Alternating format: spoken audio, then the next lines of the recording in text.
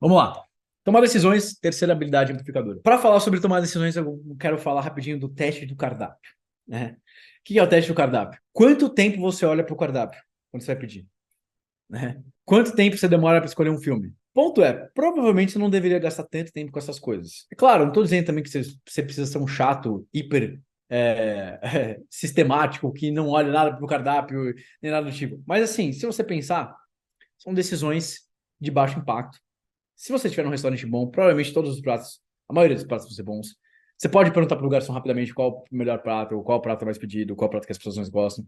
São decisões de relativamente baixo impacto, então você realmente não deveria olhar tanto tempo para o cardápio, né?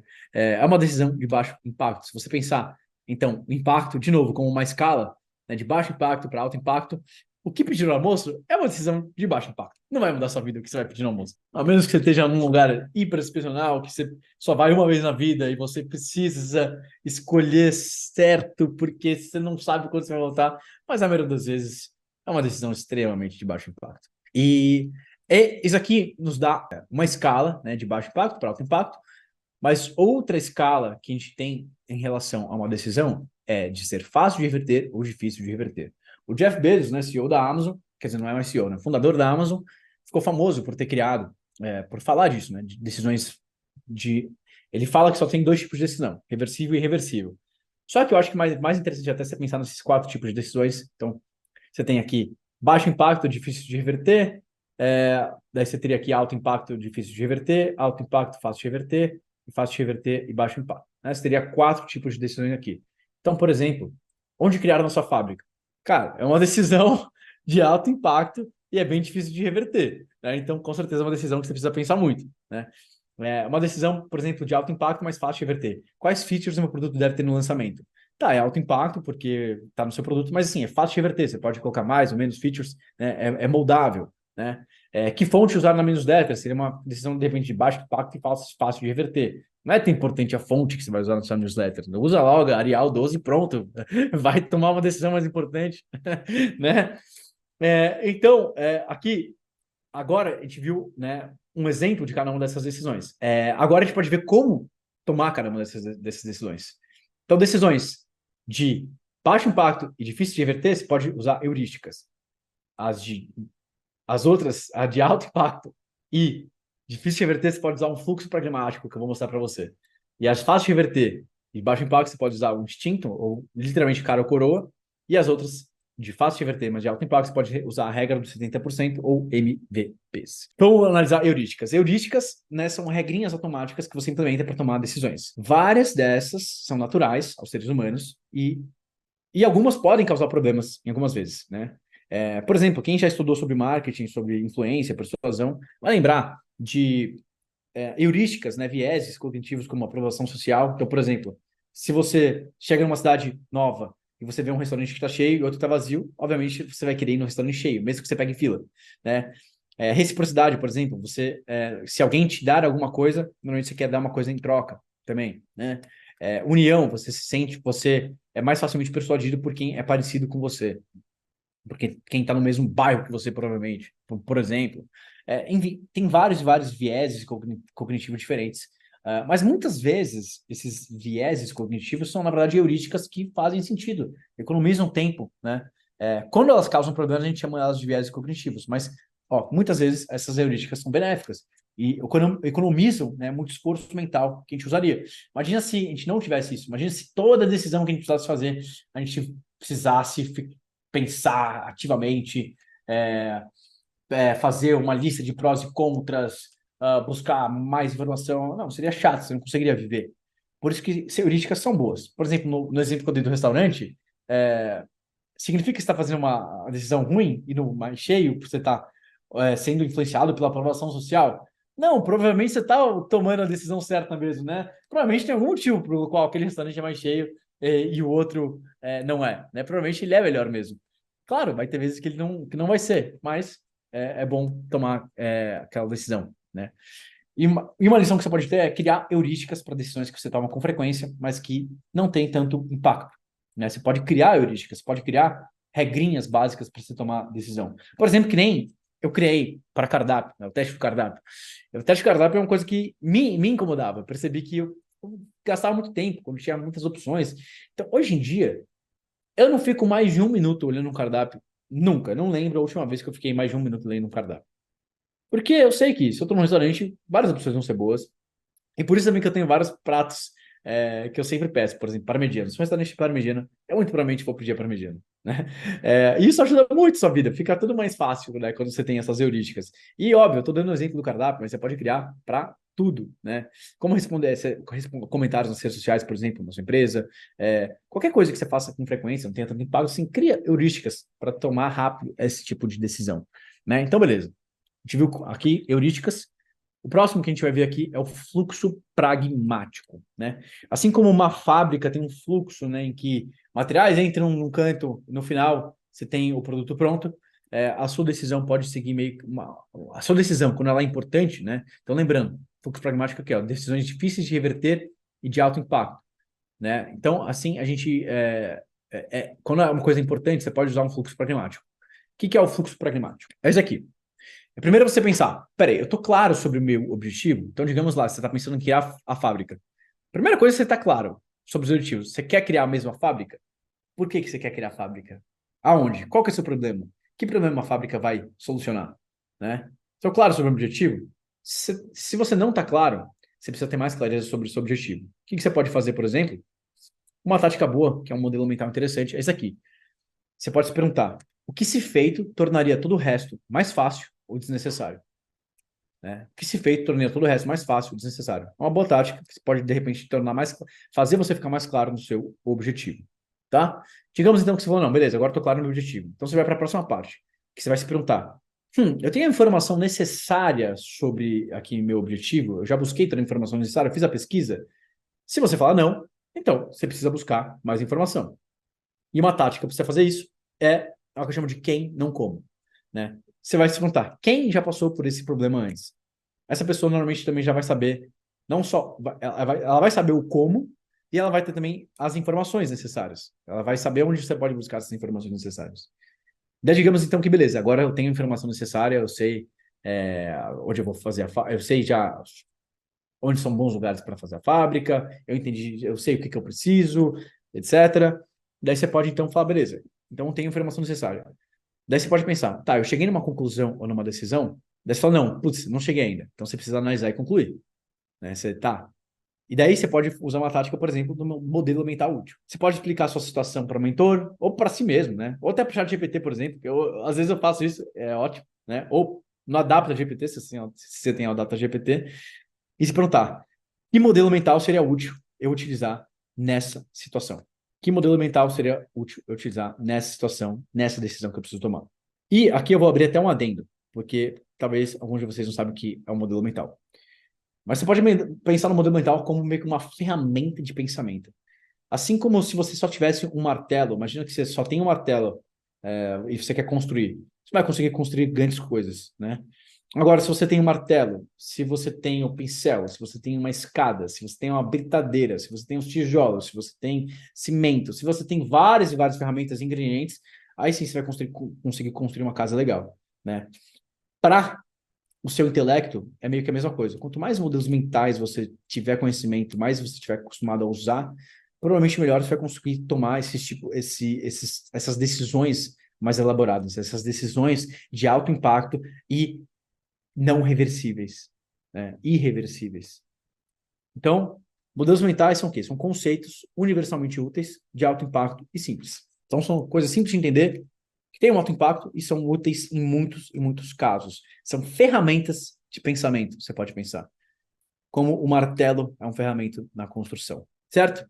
Vou falar agora de alguns modelos mentais, só para você ter uma noção. Um modelo mental que eu gosto é justamente esse do Big Domino, que eu já mostrei agora há pouco, né? Que é que ação tornaria todas as outras mais fáceis ou desnecessárias. Né? O que é o dominozinho que vai fazer todas as outras caírem? Outro modelo mental que eu gosto é o do 80-20, né? A famosa lei de Pareto. Quais são os 20% de ações que vão gerar 80% dos nossos resultados? Né? Isso foi criado porque esse economista, Wilfredo Pareto, descobriu, acho que é em 1500 por aí, que basicamente 80% do dinheiro da Itália se concentrava em 20% das pessoas. E ele começou a perceber que todas as distribuições seguiam essa mesma regra, né? E isso também vai até para as próprias ações. Então, 20% das ações que você faz normalmente geram 80% dos resultados. Você pode pensar isso para ajudar você a priorizar o que você vai fazer, né? Gargalo é um outro modelo mental muito interessante. Uma produção vai estar sempre limitada ao seu gargalo. Então, se você pensar, por exemplo, num trem, pensa isso aqui como se fosse o trânsito. Você tem uma linha só, isso aqui é o gargalo. Não adianta, você pode aumentar quantas bolinhas você quiser aqui, que só vai sair uma bolinha por vez, certo? Porque isso aqui é o gargalo, é o quanto pode sair. Então, normalmente, em qualquer produção, tem um gargalo, né? Qual que é o seu gargalo hoje? Por que você não está fazendo mais? O que está te impedindo de aumentar o número no final da linha de produção, né? E um outro modelo mental interessante é viés de confirmação, que é justamente um viés cognitivo, que a gente viu, né? Uma heurística. Normalmente a gente busca apenas informações que já corroborem aquilo que a gente acredita. Então a gente tem que ter isso em mente. Onde você pode conhecer outros modelos mentais, tem um livro muito legal que é chamado Superthinking, tem um site também legal chamado Farnham Street, que são dois lugares legais para você aprender mais sobre modelos mentais. Mas basicamente é isso, né? Usa então um modelo mental útil, pensa que modelo mental, quais modelos mentais eu posso usar nessa decisão, tá? E por fim, então, quando você chegou numa decisão, então você pode se perguntar, tá, então só falta agir, né? Então por que você não agiu ainda? Muitas vezes a gente toma uma decisão, mas você não age por medo de dor, né? Às vezes você, não, decidi que preciso mudar de emprego. Decidi que quero criar um negócio. Tá, você já decidiu criar um negócio. Então por que você está no seu emprego ainda? Ah, decidi que quero treinar o meu relacionamento. Ah, tá, então por que você não criou ainda? Muitas vezes a gente toma a decisão, mas a gente tem medo de agir, né? Que é engraçado. E qual que é uma tática para suportar isso? É o que a gente chama de 48 horas de dor, né? Se você não agiu por medo de dor, lembre-se dessa regra. É melhor sentir 48 horas de dor do que 48 meses, né? Então é melhor você tomar a decisão, mesmo que ela doa, demitir alguém, de repente. Qualquer decisão que doa, a gente tem medo e a gente procrastina. Então, lembre-se disso, lembra das 48 horas de dor. Você só vai sentir dor por pouco tempo, né? Mas vai ser menor do que a dor de não tomar aquela decisão que você já pensou que você precisa ter. Certo? Então pensa nisso. Melhor ter 48 horas de dor do que 48 meses. Beleza? Esse aqui é o fluxo pragmático. Agora a gente vai ver distinto o cara coroa. Essas decisões são de baixo impacto e alta reversibilidade, então nem são tão importantes. É só você não gastar energia nela, né? Por exemplo, para o Mark Zuckerberg, o que ele ia vestir, o que ele vai vestir todo dia é uma decisão dessas. Então o que ele fez? Ele vai sempre com a mesma roupa, para não ter que decidir, né? E querendo ou não, a Minimal, uma empresa de camisetas que eu investi, basicamente foi criada nesse sentido. São camisetas ótimas, preta, né? Tem preto, azul, etc. Mas é para você não pensar muito, você sempre vai estar bem vestido. E agora, por exemplo, a própria camisa da Adapta aqui, ela é da Minimal também. Então, são decisões assim que não são tão importantes, então você tem que tomar rápido mesmo. E outro tipo de decisão aqui, que são as fáceis de reverter, mas que são de alto impacto, importantes, você pode pensar na regra dos 70%, tá? 70%, o Jeff Bezos também que falou, que basicamente esse tipo de decisão você deve tomar quando você tem 70% das informações. Você não deve esperar ter 100% das informações, 90% das informações. Você não deve esperar ter todos os dados bonitinhos, não.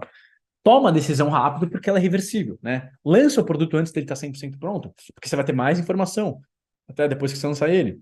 Né? É o segredo das startups, por exemplo, por isso que eu chamei também de MVPs. Tudo que você vai lançar, você pode lançar um MVP. Tudo que você pode fazer um MVP, né? MVP, Minimum Viable Product, né? Ficou famoso no mundo das startups, mas tudo você pode fazer assim, tá? Então, esses são os 4 tipos de decisões e aí essas são as táticas e estratégias para tomar cada um dessas decisões. Vamos lá, máquina do tempo e experiências. Aqui é um adendo que eu fiz dentro dessa habilidade amplificadora de decisão. E basicamente a ideia aqui, a provocação é o seguinte: como adquirir anos de experiência dentro de semanas?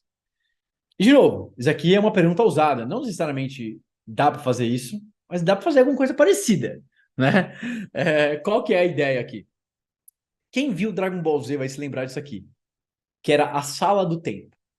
A Sala do Tempo era um ambiente onde os Saiyajins, né, o Goku, aqui o Trunks e o Goten, acho que era o Goten, iam... e onde eles treinavam por um ano, mas fora da sala do tempo só tinha passado um dia. Então, eles tinham um ano e um dia de treino. Então, era uma coisa, obviamente, bem incrível, né? Eles conseguiam adquirir experiência muito mais rápido. Daí eu fiquei pensando, né, se daria para fazer alguma coisa parecida. Vamos analisar essa frase aqui, ó. Tomar melhores decisões, ou seja, ter um maior valor esperado em cada decisão que você toma, enquanto você diminui o esforço para obter. Se você pensar isso que um especialista faz. Por exemplo, eu sou muito bom em marketing. Eu consigo ver se uma ideia de anúncio é boa ou ruim em questão de segundos. Você mostra para mim, eu vou falar ruim ou bom. Rápido, muito rápido. Se você fala para mim, cria um anúncio de marketing bom, eu vou conseguir criar um anúncio ótimo em 5 minutos. Uma pessoa que não tem zero experiência, talvez conseguiria criar um anúncio bom se você der uma semana para ela. E mesmo assim, depois de uma semana, seria muito pior do que o meu anúncio que eu fiz em 5 minutos, né? Por quê? Né? Porque eu consigo tomar decisões melhores de que argumentos eu vou usar, como que eu vou usar, em que ordem eu vou usar, como que eu vou fazer a pesquisa. Eu consigo fazer tudo isso muito, muito, muito, muito rápido. Então, milhares de decisões que eu estou fazendo, né? Várias decisões que eu estou fazendo muito mais rápido do que uma outra pessoa que não tem essa experiência. Isso em qualquer âmbito, qualquer pessoa, né? No que você tem experiência, você consegue tomar decisões melhores, de maior valor esperado, mais rápido, com menos esforço do que uma outra pessoa que não tem experiência naquela área. Então, se você pensar, ó, valor esperado aqui no eixo Y, esforço e tempo na informação, quanto mais inteligente pragmaticamente você fica, menos esforço você precisa e mais valor esperado da sua decisão. Maior valor esperado da sua decisão. Então, qual que é a ideia aqui? A ideia maluca aqui é acelerar a exposição de novatos a decisões importantes frequentes, tá? Então, como? Eu vou te mostrar um exemplo que a gente está fazendo aqui no treino de marketing, que a gente está testando nas nossas empresas. A gente mostra um anúncio e a pessoa que está sendo treinada diz se acha que o anúncio foi bom ou ruim e explica seu raciocínio. A gente mostra o resultado real do anúncio e falamos o que no raciocínio da pessoa fez sentido, o que não, e onde que essa pessoa errou. Assim, a gente consegue artificialmente acelerar o número de repetições, de previsões que essa pessoa faria no contexto normal, né? Então, pensa, a gente acelera o número de previsões, de decisões que essa pessoa tomaria no ambiente real. Se no ambiente real ela escreveria um anúncio, lançaria, e depois de uma semana veria se deu certo ou não. Aqui a gente consegue, em uma hora, mostrar 50 anúncios para a pessoa, fazer ela explicar para ela tem que explicar o que foi bom, o que foi ruim, e a gente vai melhorando a mira dela. Fala, não, ó, você errou nisso, errou naquilo, você errou nisso, errou naquilo. Assim, ela consegue ter muito mais exposição do que ela teria na vida real. A gente tenta acelerar a experiência assim. Isso aqui é uma coisa bem interessante. E eu fui descobrir que tem uns pesquisadores que testaram esse método com soldados e tem gente que eles continuam usando até hoje. Então, eu sei que é uma coisa que, de fato, tem alguma coisa interessante aí. Dá para acelerar o aprendizado assim. E se você pensar em fazer isso em qualquer profissão, em qualquer tipo de treinamento, né? O que você tem que pensar? Como replicar essa ideia? Você vai identificar o tipo de decisão importante que você precisa tomar com frequência no seu contexto. O que separa os novatos de pessoas experientes naquilo que você faz. Daí você vai criar um treinamento para simular essas decisões. Tá? Exemplo do advogado. Um treino para identificar possíveis riscos em um contrato. Exemplo médico. Um treino para identificar um diagnóstico corretamente. Um exemplo programador. Um treino para modelar como funcionaria um sistema. Né? Você pode induzir a pessoa a ter muito mais decisões muito mais rápido. Para tentar tornar ela especialista muito mais rápido do que o normal. Interessante, né? Alguém consegue pensar em como faria isso no seu âmbito, no seu mercado, na sua profissão?